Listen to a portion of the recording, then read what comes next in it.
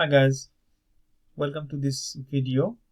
If you are looking for or if you're interested to do some research on ESG related issues, but for some reason you don't have any access to the ESG data, um, I'm here to just show you there are some alternatives that you can try.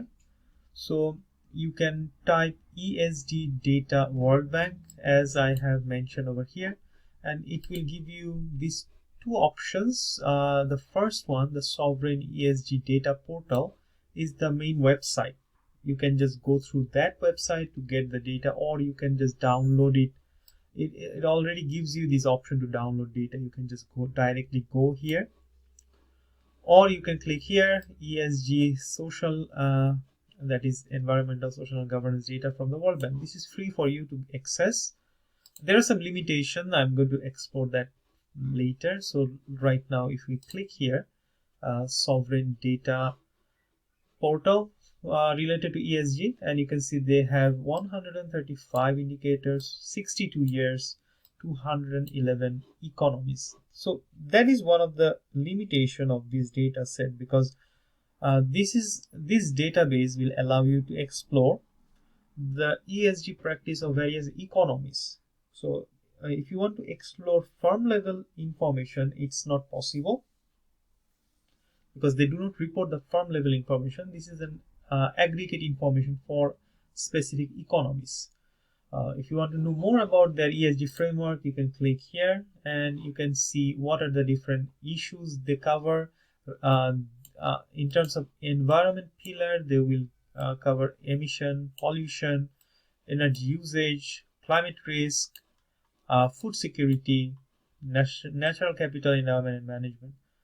These are not these are good issues, and I think if you look closely, you can actually use this to develop a paper that probably you can publish in a good journal. Yeah, actually, I'm actually thinking about using this, and hopefully I can get something out from here.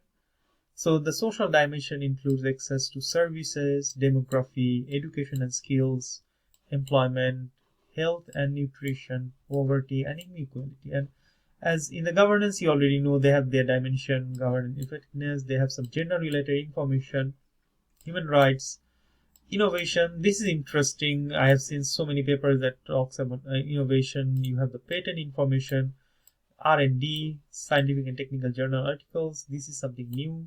I will have a look at it later. And then stability and rule of law. So you can download this framework by visiting this page, but what we want to do is we want to go back to data. So if you look at these functions, these tabs, it helps you to look at the story behind this database development, publications that has used this database, perhaps some newsletters, tools that will help you look at various items that is related to this data. So let's look at the data itself.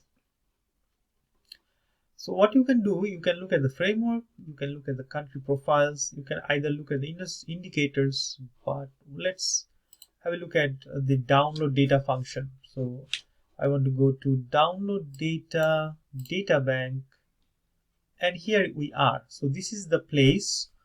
Not going to do that. So this is where you have all the data. So on the left, you have three functions.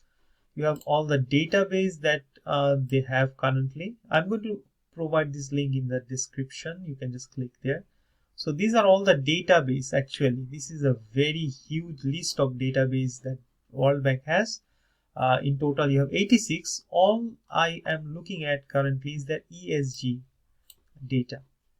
So if you have selected this, go back, you can see I have selected only one database. That's why it is one.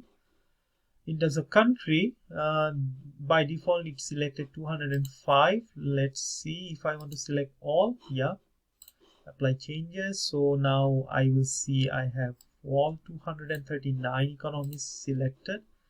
In terms of series, this is where you select what type of data you actually want. If you want all, you have this function. It will select all.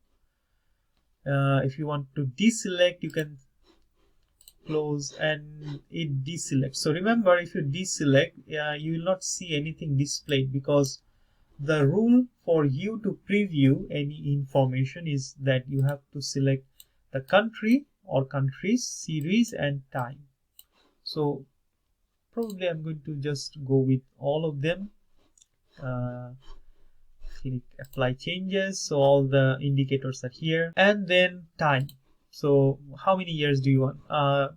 10 years, good enough, but if you want to go back, you can go back until 1960. It's quite interesting to see 1960. Yeah, gives me some ideas what I can do with this data set, but that's for me. So this is your option now. You can preview this as a table, you can see this as a chart. Let's see, yeah, so this is the graph, and remember we are looking at Afghanistan at the moment. It is alphabetical, so the first country is Afghanistan. If you want to see any other country, Paraguay perhaps. So you see this is their data, and you can see the specific information they are showing. So many things come in my mind. We can map it. Let's see what we do if we map. It's not see, I don't see anything, but good thing is that you have the download option. You can download in Excel, CSV. I'm going to download in Excel. So it's downloading data. Hopefully I will get the 230. Yeah, I want to allow 239 country level data will be available for me. This is what I have to show you. Okay, so here you go. It's quite small. This is the data package I just downloaded. So you have the country names, country name, country code, series. Then you have the series code. You have starting from 2014 until 2022. Probably we don't have much data for 2023 yet, but at least you have until 2022. So if you filter out this data, you can just see there are so many different things that you can work on.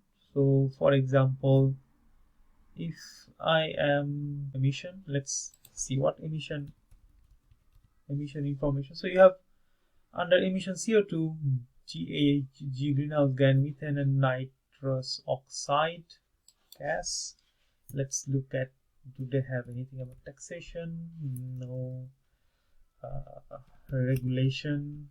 Okay, they have the regulatory quality, rights, okay, economic and social rights, performance score, strength, and legal rights index. That's wonderful. So that's it for today. I think I just wanted to share that the main purpose of this video is that don't get frustrated if you don't have access to information. There are so many things available, you just have to look for it.